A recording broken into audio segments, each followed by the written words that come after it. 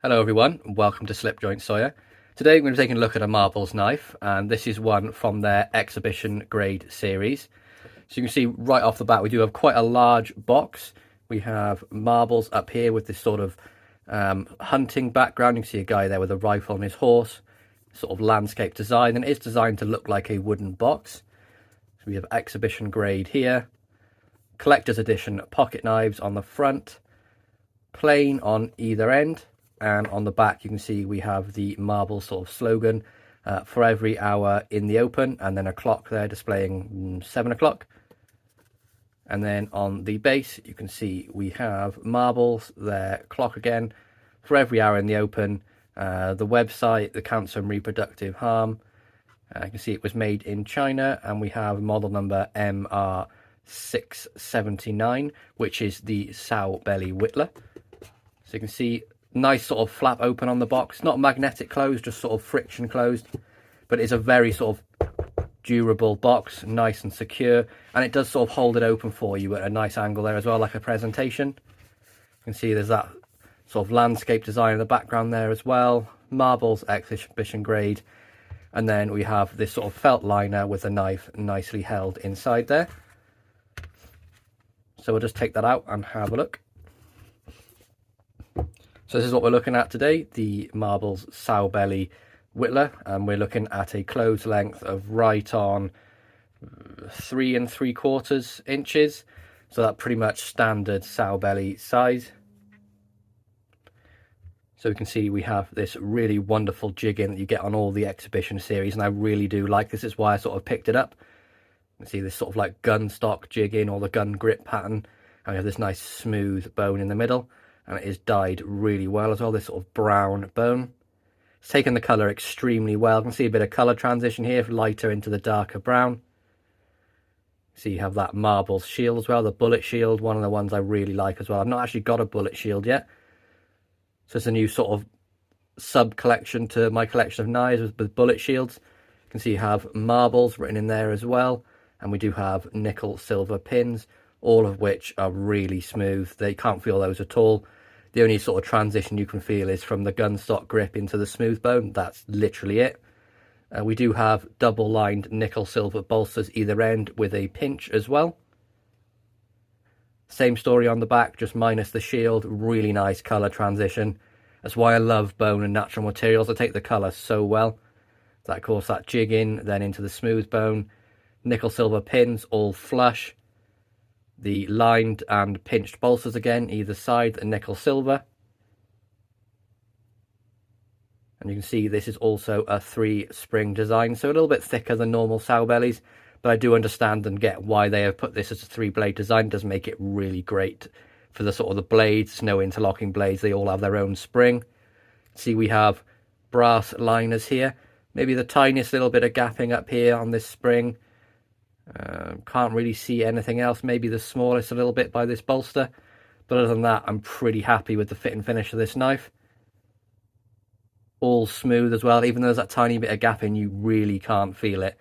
This has been hafted beautifully. There's no rough edges at all to speak of on the knife, and they've done an absolutely excellent job as well of getting these tangs down in. You see, this main clip point blade is really hidden by the bolster, and these two sort of secondary blades, they're only just sticking up, and they have been rounded off really nice as well. So there's nothing there to catch in the pocket. Just a fantastic job on the externals of this knife, and one that I think is really attractive as well. So we'll go ahead and take a look at the blades now. You can see 3 blades in there. We have sort of like a drop point skinner, a California clip or Turkish clip, and then a regular clip point blade. And you can see the centering a little off maybe, but none of the blades are touching. So you can see the 2 secondary blades sort of leaning towards the front side of the knife, and then the main blade is slightly towards the rear of the knife. So we'll start with that main blade, and you can see we have this mirror finished 440A steel with the marbles quality knives sort of etch in there, and the marbles tang stamp as well.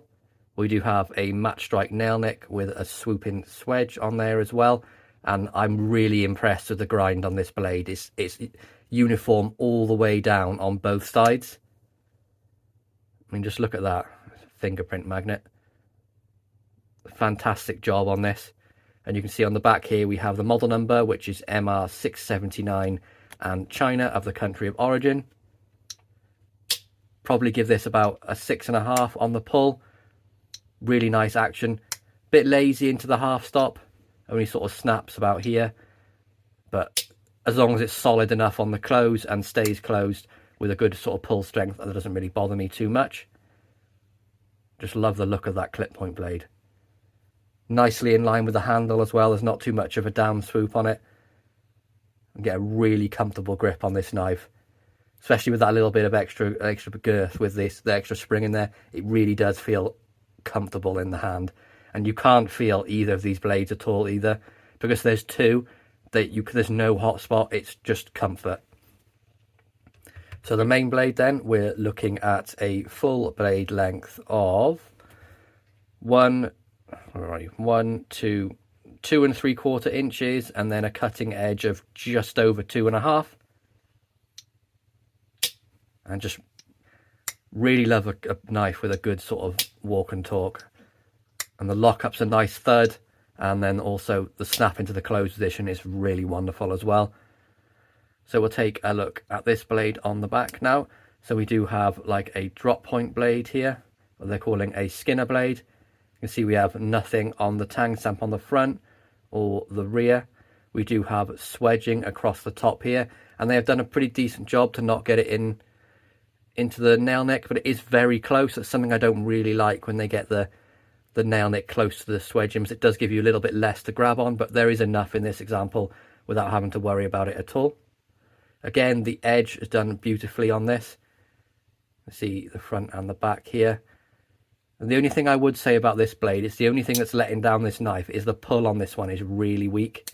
I'd say it's maybe a 4.5 at the most. And I mean, look at this into the half stop position. Like really lazy and like no effort at all to open it. So it's a bit of a letdown for this knife, but it is very minor considering how much I like it for the other two blades and the handle material.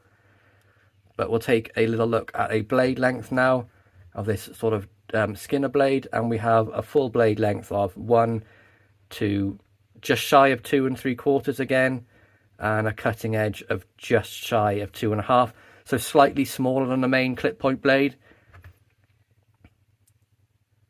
Just really wish that walk and talk was a bit better on this blade. I mean, I've got no problem using it, and I still will use it for everything I'm going to use it for. Just I'd have to be a bit extra careful to keep my finger up on the kick just to make sure it's not going to close on me, because that spring is pretty weak for that. And then finally we'll take a look at the sort of the California or the Turkish clip blade. You can see the tang stamps again are clear on this, just a plain blade, nothing really, no markings.